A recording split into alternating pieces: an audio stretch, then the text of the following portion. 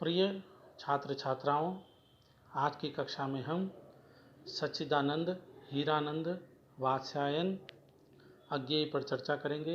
जैसे कि उनके नाम से उनका उपनाम अज्ञेय जुड़ा है, जिसका अर्थ होता है जिसे जाना नहीं जा सकता।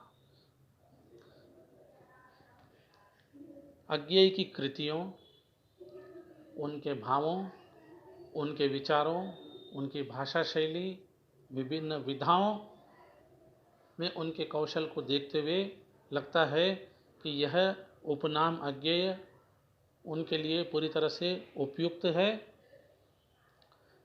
हिंदी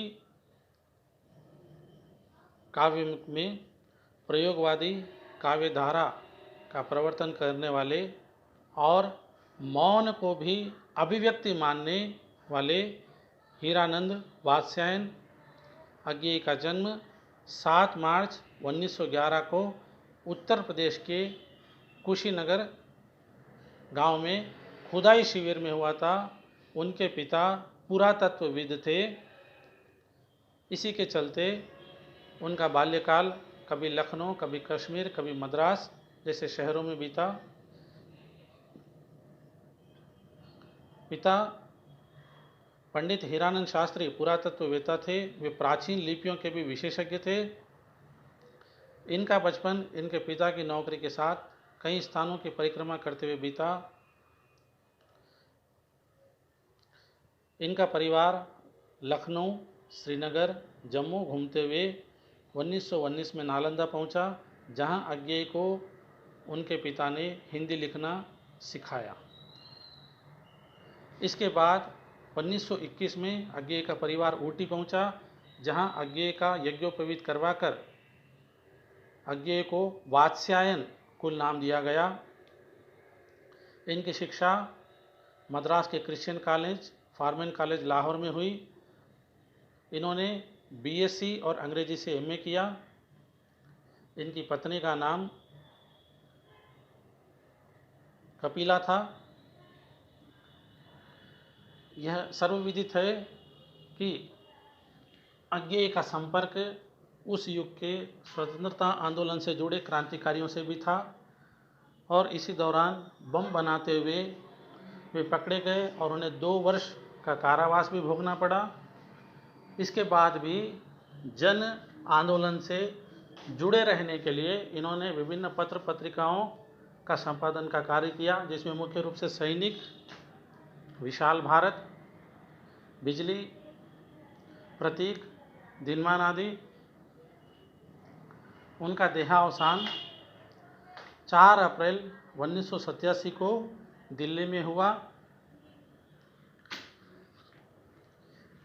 उन्होंने कविता, उपन्यास, कहानी, आलोचना, निबंध आदि अनेक साहित्यिक विधाओं में अपनी लेखनी चलाई और उनकी प्रमुख कृतियां इस प्रकार है। सर्वप्रथम कविता संग्रह देखिए, भग्नदूत, इत्यलम, हरी घास पर क्षण भर, हरि ओ करुणा प्रभा में, आंगन के पार द्वार, पहले मैं सन्नाटा बुनता हूँ, महावृक्ष के नीचे, नदी की बांक छाया पर, सुनहरे शैवाल, कितनी नावों में कितनी बार, इंद्रधनुष रौंदे हुए, बावरा अहेरी आदि। इनके उपन्यास देखिए, शेखर एक जीवनी, इसके 2 भाग प्रकाशित हुए, नदी के द्वीप और अपने अपने अजनबी, निबंध संग्रह त्रिशंकु, आत्मनेपद। इनके कहानी संग्रह देखिए, विपतगा, परंपरा, कोठरी की बात, शरणार्थी, ये तेरे प्रतिरूप, जयदोल।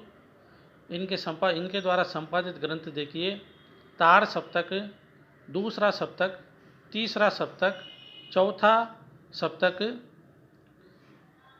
इसके अलावा उन्होंने नेहरू अभिनंदन ग्रंथ, नए एकांकी, हिंदी की प्रतिनिधि कहानियाँ, रूपांबरा, नए साहित्य सप्त आदि अनेक ग्रंथों का भी संपादन किया।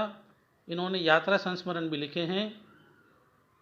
अरे यायावर रहेगा याद, एक बूंद सहसा उछली,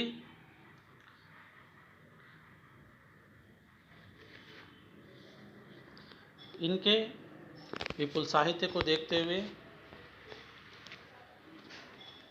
इनकी कृतियों को देखते हुए, इनकी श्रेष्ठ कृतियों में आंगन के पार द्वार के लिए 1964 का साहित्य अकादमी पुरस्कार इन्हें मिला।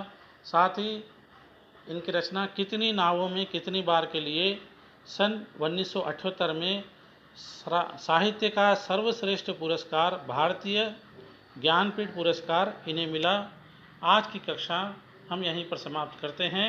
धन्यवाद।